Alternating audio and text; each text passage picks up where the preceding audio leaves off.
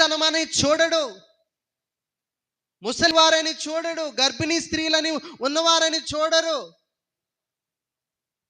వాళ్ళ దగ్గర ఈ పూటకి తిండి ఉన్నా కానీ అది లాక్కుపోయే పరిస్థితి వాడిది.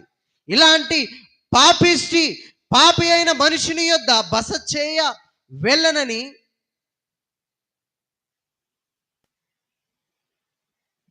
బస చేస్తానంటాడేంటి అని ప్రభువుని ఏమనుకున్నారు? సనుక్కున్నారంట. అయినా పర్వాలేదు, అలాంటి పాపిష్టోడే దేవుడికి కావాలి.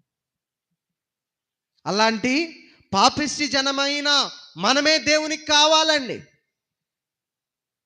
ఈరోజు ఏ వేదనలతో, ఏ బాధలతో, ఏ కట్లలో, ఏ బంధకాలలో కట్టబడి ఉన్నావో నాకైతే తెలియదు. కానీ పాపి అయిన జక్కయ్య పరిస్థితిని దేవుడు చూచాడు, హృదయాన్ని మార్చాడు. దేవునికి స్తోత్రం, హల్లెలూయా. మార్చాడండి. జక్కయ్య ప్రభు పిలువగానే దిగి వచ్చాడు. ఇదిగో జక్కయ్య, మీ ఇంట ఉండవలసిన పరిస్థితి ఈరోజు ఉంది. ఎందుకంటే ఆ మాట ఎందుకు అన్నాడంటే, ప్రభు జక్కయ్యకి బోధించవలసిన పరిస్థితి. అక్రమైన సొమ్మంతా తీసే నీ యొద్ద నుంచి, అప్పుడు నీ హృదయంలో మనశ్శాంతి ఉంటుంది, నీ హృదయంలో సంతోషం ఉంటుంది, నీ హృదయంలో సమాధానం ఉంటుంది.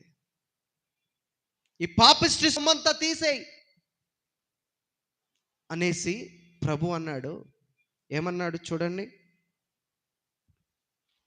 జక్కయ్య నిలువబడి, ఇదిగో ప్రభువా, నా ఆస్తిలో సగము బీదలకు ఇచ్చుచున్నాను.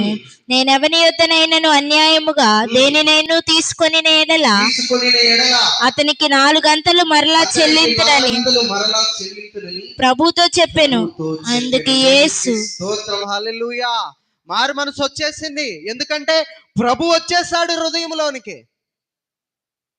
ప్రభువుని రుచి చూస్తే పాపం వైపు వెళ్ళం మనం. ప్రభు యొక్క మాటలు వింటే భయపడతాం అటు వెళ్ళాలంటే. ఉన్నారనుకోండి ఇంకా వెళ్ళేవారు, వాళ్ళు నామకార్థ భక్తులే. కానీ ఒక్కసారి దేవుని రుచి చూస్తే అన్యాయపు మార్గాలలో ఏ మనుష్యుడు నడవడు. జక్కయ్య పాపిస్తోడని ఎవరు చెప్తున్నారు? అక్కడున్న వాళ్ళందరూ చెప్తున్నారు.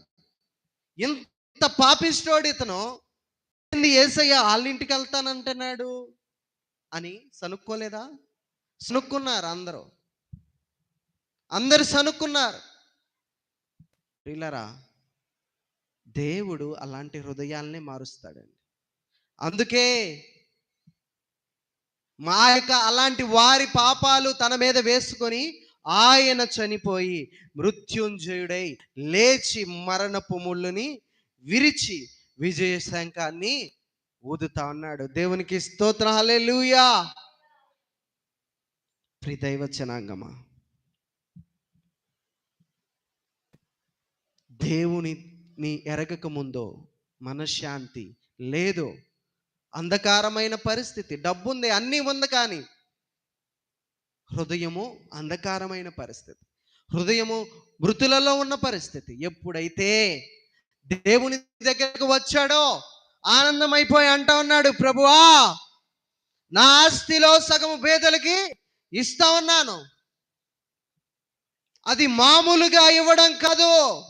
నేను ఎవరినొద్ద అన్యాయముగా ఏదైనా తీసుకుంటే వారికి 1 వంతుకి ప్రతిగా 4 వంతులు చెల్లిస్తాను.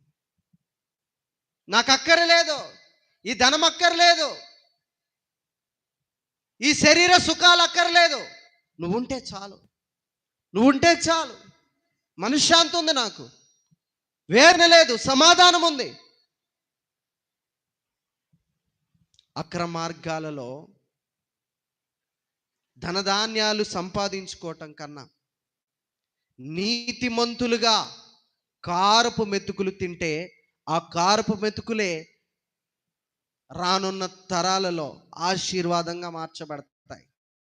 దేవునికి స్తోత్రం, హల్లెలూయా. నీతిమంతునిగా కారపు మెతుకులు తింటే నీ కుటుంబము ఒక నీతిమైన మార్గంలో నీవు నడిపించగలిగితే